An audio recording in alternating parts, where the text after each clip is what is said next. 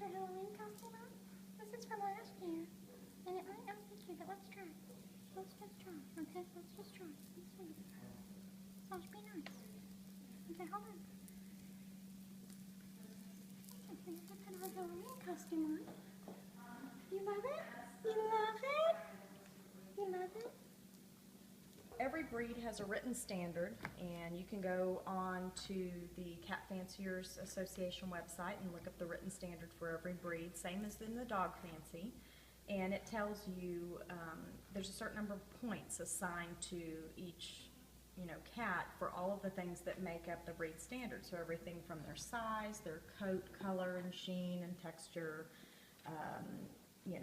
how their ears should be positioned, how their eyes should be positioned, what shape they are, what color they are, and everything has points. So the judge will use a lot of these toys to be able to look at what they call the conformation of the cat. So does she have the right, ear position? Does she have the right eye color? Does she have the right general musculature? When a judge does this, you can manipulate the cat while they're standing on the judging stand and look at their profile.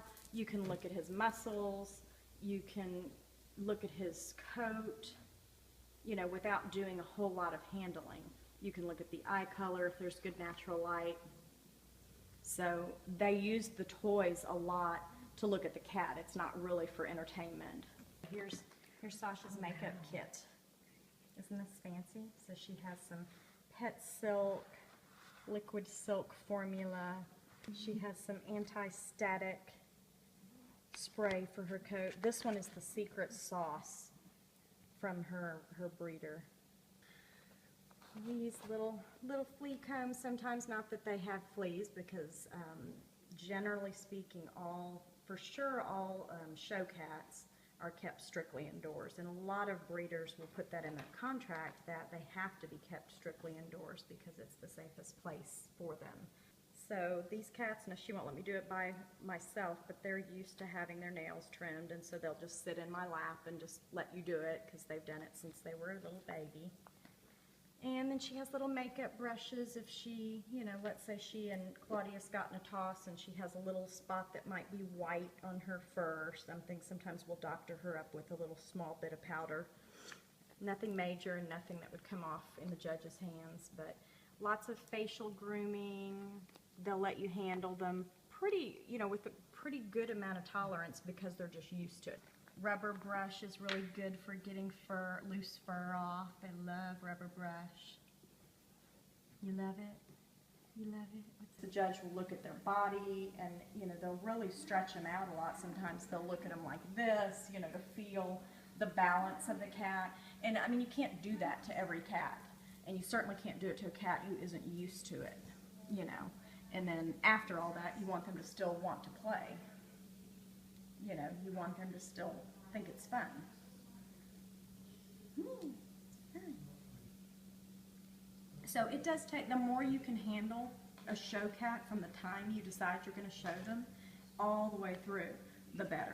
And so definitely having them during the years when our kids were little, and I mean, they're just constantly, our cats sleep with the kids, they play with the kids, they watch TV with the kids, they're used to the kids' friends coming over, they're used to people they don't know coming over. When we had kittens, that was one of the things that we could do that made our cats real desirable, was to raise them underfoot with our family. So we have 4 kids, they're handled all the time, they're not raised in cages or anything like that, which makes them the kind of cat where you can come over and you're a stranger and you can pet them and pick them up and play with them, and they're not afraid of anything, mostly.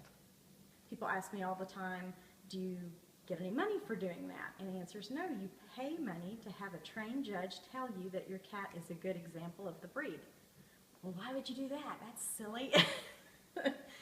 So the answer is that you do it, especially if you're breeding. A lot of people just do it for fun, but you do it especially if you're breeding, because in order to charge $400 or $500 or $600 or $1,000 for a pedigreed cat, you need to be able to prove that it really is a sable Burmese. It's not just a brown cat with, green to gold eyes.